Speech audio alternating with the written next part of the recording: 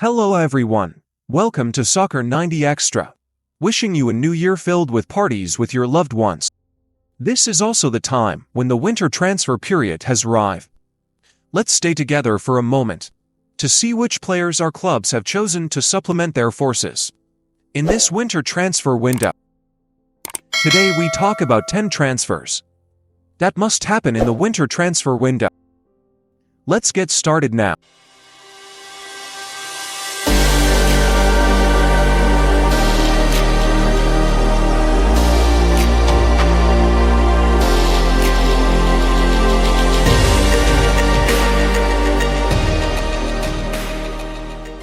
This is a notoriously tough time of year to do deals.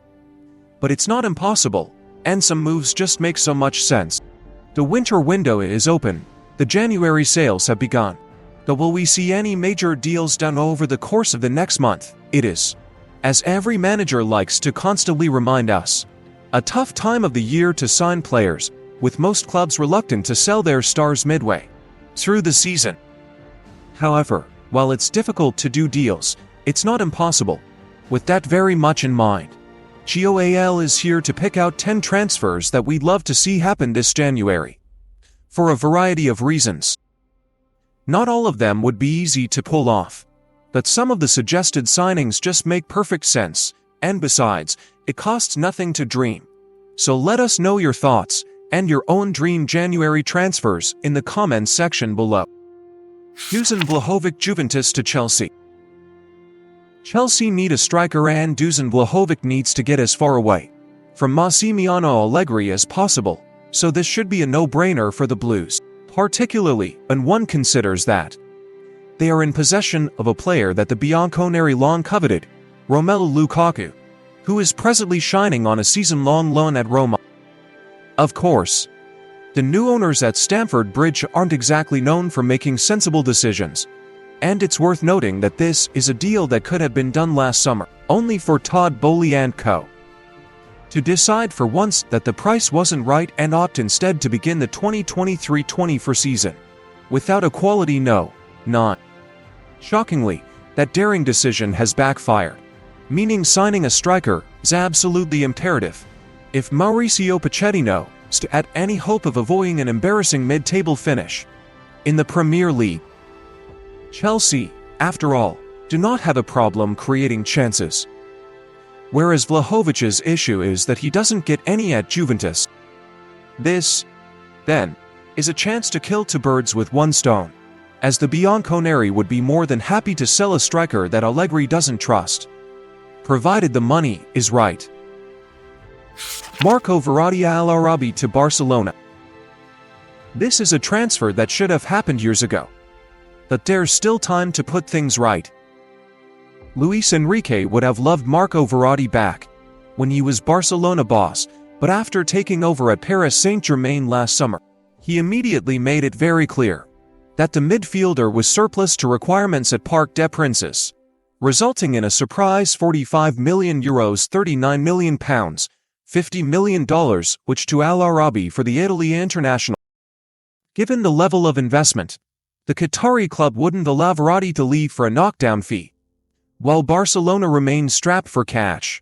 However, if Joan Laporta can raise some funds by selling some average players such as Rafinha and Ferran Torres to flush Premier League clubs for decent fees, the Blaugrana president could make amends for the ludicrous decision to sign Oriol Romeu simply because he was cheap, and belatedly bring in the kind of deep-line, ball-winning playmaker that struggling coach Xavi so desperately needs. Raphael Varane to Real Madrid. Given the dreadful quality of the majority of the centre-backs at his disposal, Erik ten Hag's treatment of Raphael Varane at Manchester United this season has been utterly bizarre. The Frenchman has been welcomed back into the fold in recent weeks, after spending a shocking amount of time on the Old Trafford bench. But he'd definitely be best served by leaving behind the mess in Manchester in the next few weeks.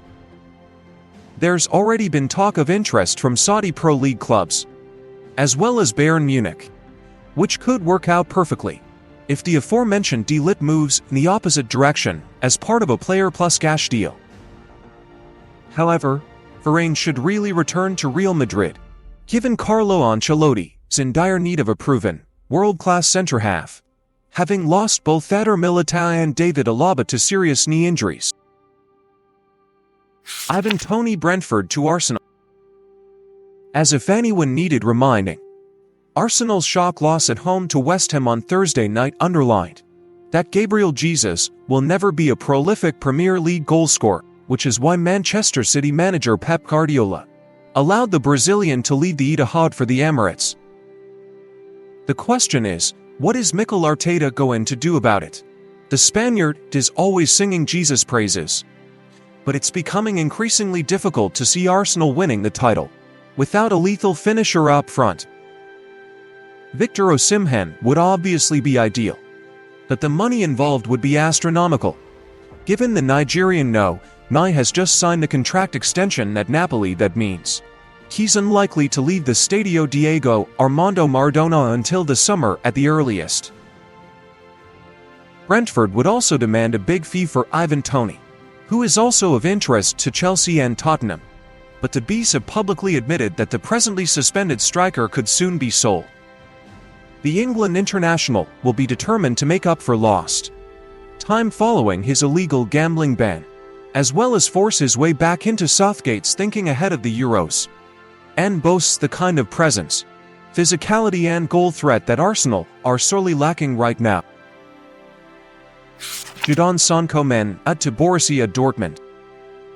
Right now, Jadon Sancho should be shining for Manchester United and looking forward to lighting up Euro 2024. With England, instead, he's rotting away at Old Trafford, having been banished from the first team by manager Erik Ten Hag. At this point, it doesn't really matter who's to blame for this sorry situation. Both parties just need to ensure that it's resolved as quickly and painlessly as possible.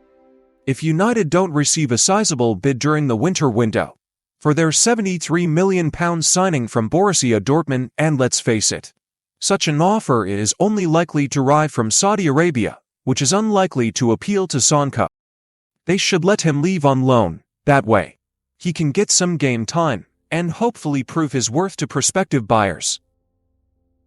Dortmund have been playing down talk of a return, primarily for financial reasons, but it would make a lot of sense from a sporting perspective. Sancho ran riot during his previous spell in the Bundesliga, and BVB might need to strengthen their attack, given both Reina and Daniel Malin could leave in January. Sancho to Dortmund could be a win-win for everyone involved. Joe Reina Borussia Dortmund to Brentford. Dortmund is a fantastic place for a young player to hone his craft, which is why Joe Reina moved there in the first place. However, the American's career has stalled at Signal Iduna Park. The versatile attacking midfielder has started just one Bundesliga game this season and saw only 20 minutes of Champions League football as Borussia Dortmund progressed to the knockout stage by winning this year's Group of Death. It's quite clear, then, that Edin Terzic feels he can do without Reina, with the BVB boss publicly admitting that the United States international is behind Marco Reus and Julian Brandt in the pecking order for the No. 10 role. Terzic is under pressure at the moment, with Dortmund in a poor run of form domestically, and a change of coach might boost Reina's first-team prospects. But it's not difficult to conclude that he'd be better off leaving during the winter window, at least on loan. Some Premier League clubs are said to be interested, and it would not be a surprise if Brentford were one of them, given their attacking issues right now. The G-Tech Community Stadium could be the perfect place for Reina to kickstart his career, as Thomas Frank is an excellent coach with a counter-attacking style of play that could bring the best out of the 21-year-old and his impressive dribbling skills. Aaron Ramsdale Arsenal to Newcastle. It's now been made painfully clear to Aaron Ramsdale that David Raya will remain Mikel Arteta's no matter what happens between now and the end of the season. The Spaniard has been worryingly shaky at times, but is still starting nearly every game for Arsenal, with Ramsdale restricted to the odd outing in cup competitions. With Euro 2024 looming large on the horizon, the Englishman desperately needs game time, and he would get plenty at either Chelsea or Newcastle, both of whom have lost their first choice shot-stoppers to serious injuries in recent weeks. It's hard to see Arsenal allowing Ramsdale to join London rival, even one that represents zero threat to the Gunners' hopes of a top-four finish. But the mooted transfer to Tyneside could well happen. The 25-year-old remains a big fan favourite at the Emirates, and has repeatedly spoken of his determination to reclaim his starting spot. But he cannot afford to spend any more time warming the bench at Arsenal if he wants to be on England's summer flight to Germany. Calvin Phillips Man City to Juventus. England manager Gareth Southgate certainly has his favourites, and is willing to continue picking them even if they're not playing well at club level, or, in some cases, not at all. However, it is difficult to see Calvin Phillips making the Three Lions squad for Euro 2024 if he spends the remainder of the season sitting on the Manchester City bench. The midfielder hasn't started a single Premier League game so far this season, amassing just 89 minutes of game time in total, and is in dire need of a move away from the Etihad. Liverpool are in need of a defensive midfielder, as are Newcastle, but the best solution for City would obviously be to avoid strengthening a rival by sending Phillips overseas. Juventus looks like the perfect destination, given coach Massimiliano Allegri is short on quality in the middle of the park, with the only possible stumbling block City's preference for a permanent deal. Phillips is also reportedly reluctant to leave England, but a transfer to Turin could be the making of him. Just look at how Fikayo Tomori has excelled in Serie A since moving to AC Milan. Kylian Mbappe PSG to Real Madrid. This has dragged on long enough. It's time for Kylian Mbappe to bring an end to the most protracted transfer saga in football history by finally moving to Real Madrid. Paris Saint-Germain would obviously be loath to lose the cornerstone of the Qatari-owned club's sporting project, particularly midway through the season. But if they don't do a deal now, they'll lose the most valuable player in world football for nothing when his contract expires at the end of June. It's high time that PSG moved on from Mbappe, who has been essentially holding them to ransom for years now. Matthews delit Bayern Munich to Man out. Manchester United manager Erik Ten Hag is in dire need of a centre-back that he can construct a brand new defence around, while Bayern Munich boss Thomas Tuchel doesn't appear to have very much faith in Matthews delit, who has struggled for form and fitness this season.